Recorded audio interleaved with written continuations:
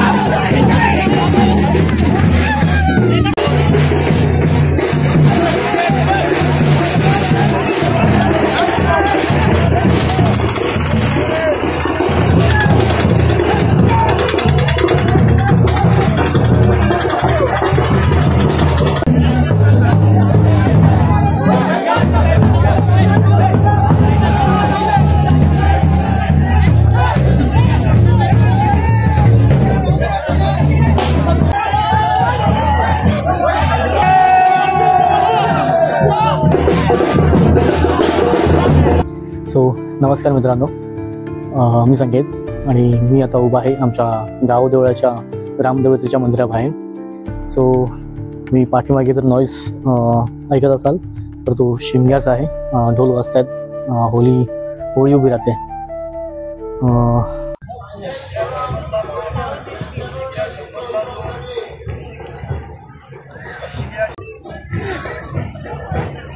कुठं लाग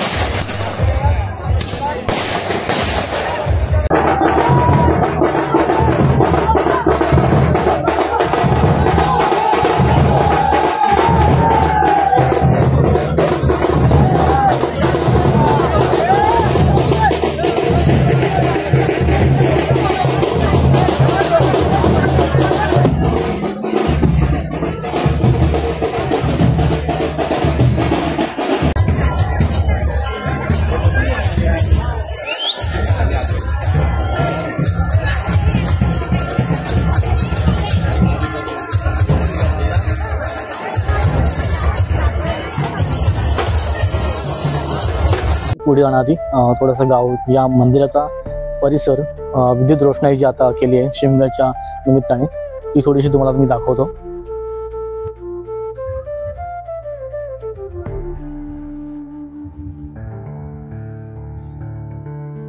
हे आमचं सोमेश्वरचं मुख्य मंदिर. इथे शिवपिंड आहे.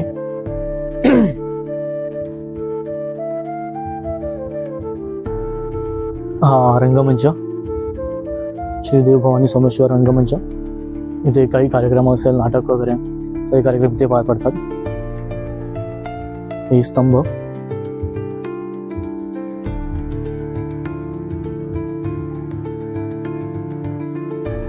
विद्युत रोषणाई कमाल केले. दर्शन घेऊया. तुम्हाला काही सिनेमॅटिक शॉट्स मंदिराचे दाखवतो मी आणि पुढे बरीच माहिती आहे ती नक्की बघा. पुढे जाण्याआधी व्हिडिओला नक्की लाईक करा आणि चॅनलला शेअर करा तुमच्या मित्रमैत्रिणींसोबत आणि सपोर्ट करा यार, सपोर्ट करा.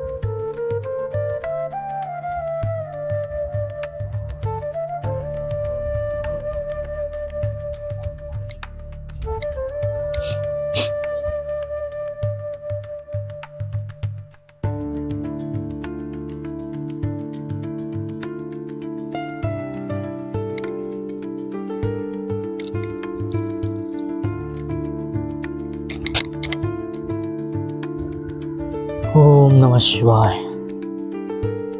या मंदिराच्या आवारात एक तलाव देखील आहे. तिथे आजूबाजूच्या वाड्या गणपतीतून गणेश विसर्जन करतात. सो आता रात्र आहे त्याच्यामुळे मी तुम्हाला तो तलाव दाखवू शकत नाही, पण नक्की नेक्स्ट टाइम कधी आलो तर नक्की तुम्हाला दाखवेन.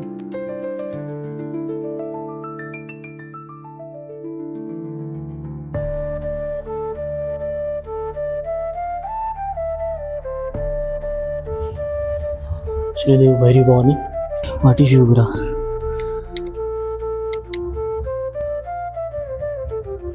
श्री वरदान देवी.